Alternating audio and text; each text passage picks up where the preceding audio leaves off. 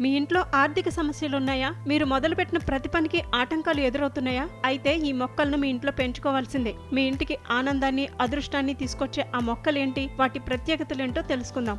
హిందువులు తులసిని పవిత్రమైన మొక్కగా భావిస్తారు. దేవతా స్వరూపిణిగా తులసిని భావించి నిత్యం పూజిస్తారు. పల్లెటూళ్లలో నేటికి ప్రతి ఇంటిలోనూ తులసి కోట కనిపిస్తుంది. ఇటు పట్టణాల్లోని అపార్ట్మెంట్లలోనూ చిన్న చిన్న కుండీలలో తులసిని పెంచి ఆరాధించడం మనకు తెలిసిందే. సకల శుభాలను తీసుకొచ్చే లక్ష్మీదేవి స్వరూపంగా తులసిని హిందువులు భావిస్తారు. వాస్తు ప్రకారం ఇంటికి ఉత్తరం లేదా ఈశాన్య దిశలో తులసి మొక్కను పెంచడం చాలా శుభప్రదంగా భావిస్తారు. శ్రీ మహావిష్ణువు, లక్ష్మీదేవి తులసి మొక్కలో నివాసం ఉంటారని పురాణ వచనం. పవిత్రమైన తులసి ఆకులు ఆరోగ్యానికి కూడా ఎంతో మేలు చేస్తాయని ఆయుర్వేదం చెబుతోంది. ఇక వెదురు మొక్కను కూడా చాలా మంది పవిత్రమైనదిగా భావిస్తారు. ముఖ్యంగా ఫెంగ్ షుయ్ వాస్తులో ఈ మొక్కను ప్రశాంతత, కీర్తి ప్రతిష్టలు, డబ్బు, అదృష్టాన్ని తెచ్చే మొక్కగా చెబుతారు. దీనిని ఎవరికైనా బహుమతిగా ఇవ్వటము మంచిదేనని బౌద్ధులు విశ్వసిస్తారు. అందుకే పలు తూర్పు ఆసియా దేశాలలో చాలా మంది తమ ఇంటి ఆవరణలో వెదురు మొక్కలను పెంచుకుంటారు. ఇక సంపదను ఆకర్షించే మొక్కలలో మనీ ప్లాంట్ కూడా ఒకటి. ఇది విజయాన్ని, సంపదను ఆకర్షిస్తుందని పలువురి విశ్వాసం. ముఖ్యంగా ఇది ఆర్థిక సమస్యలను తగ్గిస్తుందని నమ్ముతారు. ఈ మొక్కను ఇంటి ఆగ్నేయ మూలను పెంచుకుంటే మంచి ఫలితాలు వస్తాయని,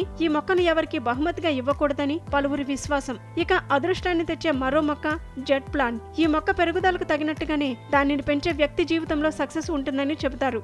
జెడ్ మొక్క స్నేహం, కుటుంబ స్నేహ బంధాలను బలోపేతం చేస్తుందని నమ్ముతారు. అలాగే ఆర్థిక సమస్యలను ఇది దూరం చేస్తుందని చెబుతారు. అలాగే ఉసిరి చెట్టును కూడా దేవతా స్వరూపంగా హిందువులు భావిస్తారు. లక్ష్మీ స్వరూపమైన ఉసిరి చెట్టు, దాని కాయలు విష్ణుమూర్తికి అత్యంత ఇష్టమైనవిగా మన పురాణాలు చెబుతున్నాయి. ఈ మొక్కను ఇంటికి ఉత్తరం లేదా తూర్పు దిశలో పెంచాలి. ఈ దిశలో ఉసిరి చెట్టు ఉంటే ఆ ఇంట్లో సంపద, శాంతి నెలకొంటాయని భావిస్తారు.